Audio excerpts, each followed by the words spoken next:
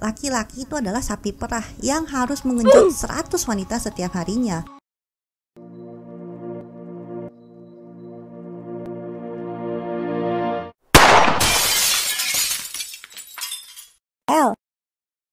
Halo teman-teman yang saya cintai tapi nggak mencintai saya, jumpa lagi dengan saya El di Curhatan El. Teman-teman, El mohon maaf banget karena El belakangan ini jarang mengupload. Jadi El lagi menunggu anime yang satu ini teman-teman. Tapi anime ini betul-betul pantas ditunggu, karena tanggal rilisnya yang selalu ditunda membuat anime ini membuat kita sangat-sangat penasaran. Bahkan El sangat-sangat penasaran menunggu anime ini rilis episode 2 dan episode 3-nya. Anime ini tiada lain adalah Tsuumatsu no Harem. Anime ini bercerita tentang virus teman-teman. Makanya El sangat-sangat niat banget nunggu itu karena betul-betul berhubungan langsung dengan kehidupan kita sehari-harinya. Jadi langsung saja El lanjut ke alur ceritanya. Reito adalah seorang siswa akademi kedokteran. Ia menyatakan cintanya ke teman masa kecilnya yang bernama Erisa. Namun setelah itu ia malah berpamitan kepada Erisa karena ia harus menjalani karantina selama 5 tahun di tempat pembekuan. Ternyata Reito mengidap penyakit sklerosis. Ia tak mau membuat Erisa menunggunya selama 5 tahun. Erisa pun sedih dan meninggalkan Reito. Setelah itu Reito beserta 2 saudaranya, Mahiru adik perempuannya, dan Ryu kakak laki-lakinya menuju ke rumah sakit. Di sana Reito diberitahu oleh dokter Takagi bahwa mungkin karantina ini akan berlangsung selama 5 tahun. Paling cepat ya 3 tahun. Lalu ketika Reito sedang berpamitan dengan kedua saudaranya, tiba-tiba datanglah Erisa yang ingin menjenguk Reito. Reito pun menitipkan kalungnya kepada Erisa. Akhirnya pembekuan itu pun dimulai. Erisa berjanji akan menunggu Reito sembuh. Namun tiba-tiba ia terbangun dan dikagetkan dengan Ciwi yang mirip dengan Erisa. Ciwi itu bilang bahwa pembekuanmu selama 5 tahun sudah selesai. Setelah itu Reito menanyakan keberadaan dokter Takagi kepada seorang dokter yang sedang melakukan check up padanya. Dokter itu menjawab bahwa dokter Takagi tidak ada. Lalu Ciwi yang mirip Erisa itu mencoba menjelaskan apa saja yang terjadi selama Reito di karantina. Ia memperkenalkan dirinya sebagai Mira, perawat pribadi Reito. Pada 4 tahun yang lalu, ada virus baru yang bernama virus MK. Virus itu sangat mematikan. Jika seseorang terinfeksi virus MK, dalam 3 hari ke depan ia akan meninggal. Bahkan populasi di dunia ini sudah berkurang setengahnya semenjak adanya virus MK.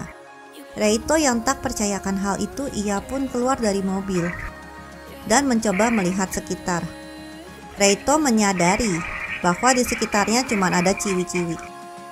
Mira bilang bahwa virus MK adalah virus man killer atau pembasmi laki-laki. Oleh sebab itu yang kau lihat hanyalah ciwi-ciwi di sini. Di dunia ini hanya tersisa 5 cowok yang bisa selamat karena mereka semua dikarantina saat virus itu mulai menyebar. Dan kemungkinan karena mengidap penyakit sklerosis bisa jadi kebal akan virus itu, termasuk kau. Mira memohon kepada Reito untuk membantunya menyelamatkan dunia dengan menggenjot semua ciwi yang ada di sini. Itu surganya para laki-laki ya teman-teman. Siapa sih yang gak mau? Ayo, siapa yang cita-citanya untuk menggenjot semua ciwi-ciwi yang ada di dunia? Ayo silakan share di kolom komentar. Kemudian Mira membawa Reito kabur. Mira menunjukkan sebuah rekaman berita bahwa setelah terjadi wabah virus ini, para ciwi membentuk suatu organisasi wanita untuk meredam kerusuhan yang terjadi. Mira bilang bahwa keberadaan Reito hanya organisasi wanita yang tahu. Tolong jangan gegabah seperti tadi. Karena bila ada warga sipil yang tahu bahwa ada seorang cowok, pasti mereka akan rusuh. Lalu Mira menyuruh Reito untuk memilih ciwi mana yang ingin digenjot. Karena hanya itu jalan satu-satunya untuk mengembalikan populasi di dunia ini. Namun Reito tak mempercayai ucapan Mira dan menganggap hal itu hanya lelucon. Lalu datanglah Mahiru. Ia menunjukkan bahwa Kak Ryu sedang dikarantina. Pada sore harinya, Reito menanyakan keberadaan Erisa kepada Mahiru. Mahiro cuma bilang bahwa Erisa menghilang sejak 3 tahun yang lalu. Mira pun bilang kemungkinan temanmu menjadi korban kerusuhan ataupun eksperimen yang dilakukan oleh para ilmuwan. Dan pada malam harinya, tiba-tiba Mira datang ke kamar Reito. Ia mulai menanggalkan pakaiannya dan siap untuk digenjot oleh Reito. Namun Reito sepertinya belum siap untuk itu. Mira pun pergi dan meninggalkan Reito. Teman-teman, cerita Reito sudah selesai sampai di sana. Karena dia nggak mau untuk mengenjot dan digenjot. Gimana kalau kita melihat laki-laki yang satu ini? Dia adalah survival nomor 1 yang bernama Kyoji. Berbeda dengan Reito, Kyoji ini sepertinya sangat-sangat menyukai dunia yang penuh dengan genjot. Dia bahkan senang sekali bisa mengenjot cewek manapun yang dia inginkan.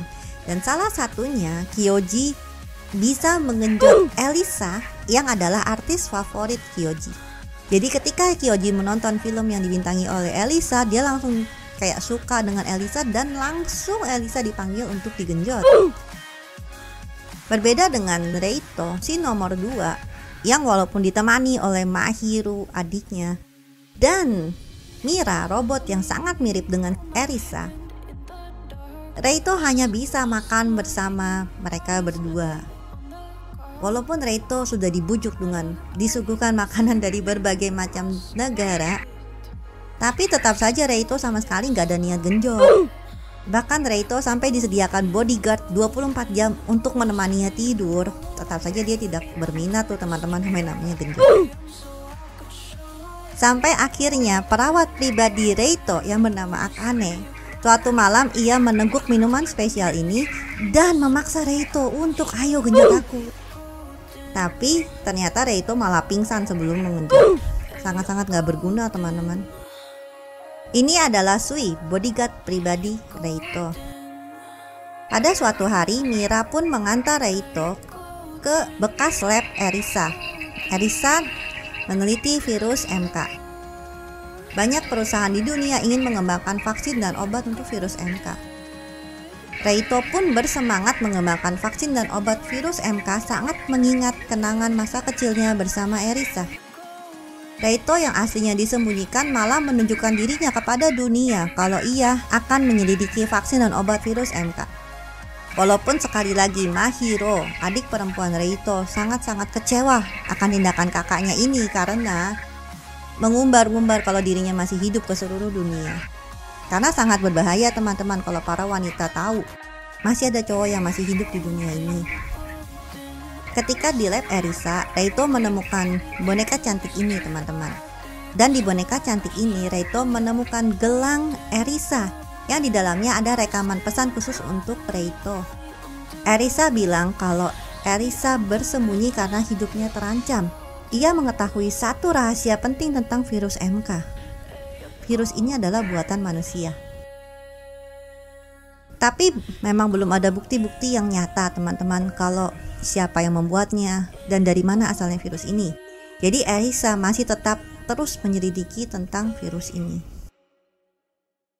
Di lain sisi, ini adalah para elit global. Menurut para elit global, laki-laki itu adalah sapi perah yang harus mengenjot 100 wanita setiap harinya.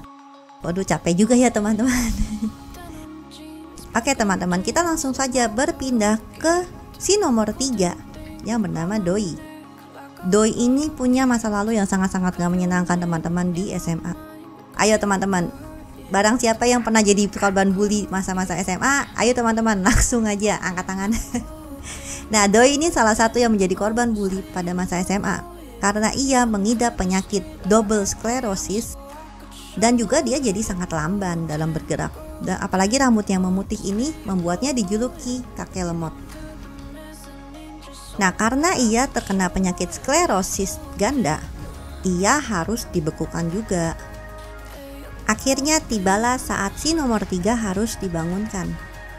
Doi sama seperti yang lainnya dibangunkan 5 tahun kemudian setelah dibekukan. Ia diawasi oleh perawat pribadinya yang bernama Karen. Karen pun juga sama seperti yang lain berasal dari organisasi UE, United Women. Setelah bangun dari dibekukan, Doi pun kembali dibawa ke habitat aslinya teman-teman, yaitu di SMA yang sama seperti sebelum dia dibekukan. Di SMA ini pun Doi kembali bertemu dengan ibu guru favoritnya yang bernama Ibu Guru Yusu. Ibu Guru Yusu adalah ibu guru yang selalu mendukung Doi dalam segala suasana dan situasi teman-teman. Bahkan saat dulunya gimana Doi dibully, difitnah, disakiti, Ibu Guru Yusu selalu membela dan memberikan Doi itu semangat. Kamu itu tangguh, kamu itu spesial. Itulah kata-kata yang selalu diucapkan oleh Ibu Guru Yusu. Pertemuan Doi dan Ibu Guru Yusu kali ini sangat-sangat berbeda. Ibu Guru Yusu sudah tidak lagi sanggup untuk menahan dirinya. Bahkan Ibu Guru Yusu mengundang Doi untuk datang ke asramanya pada jam 9 malam. Mau ngapain coba? Dan ya begitulah pengalaman pertama Doi. Tapi walaupun dia sepertinya entah dipaksa atau entah ya begitu deh, sebetulnya Doi sangat-sangat menikmati masa-masa itu, masa-masa menggenjot Ibu Guru Yusu. Dan bahkan Doi bilang, kalau seandainya ini mimpi jangan bangunkan aku. Oke teman-teman, segitu saja alur cerita dari El kali ini. Memang anime ini sangat-sangat unik teman-teman, apalagi ketika kita menonton anime ini di tengah-tengah isu virus yang semakin hangat dan semakin hangat ini. Tapi teman-teman, sekali lagi El sangat-sangat berharap semoga wabah virus ini dapat cepat diatasi dan kita semua akan kembali seperti biasanya. Masa-masa sekolah yang indah dan teman-teman kita yang boleh berdekatan tanpa jaga jarak. Teman-teman, sekian alur cerita dari El kali ini. Apabila teman-teman menyukai alur cerita El kali ini, jangan lupa untuk tekan tombol like-nya ya teman-teman.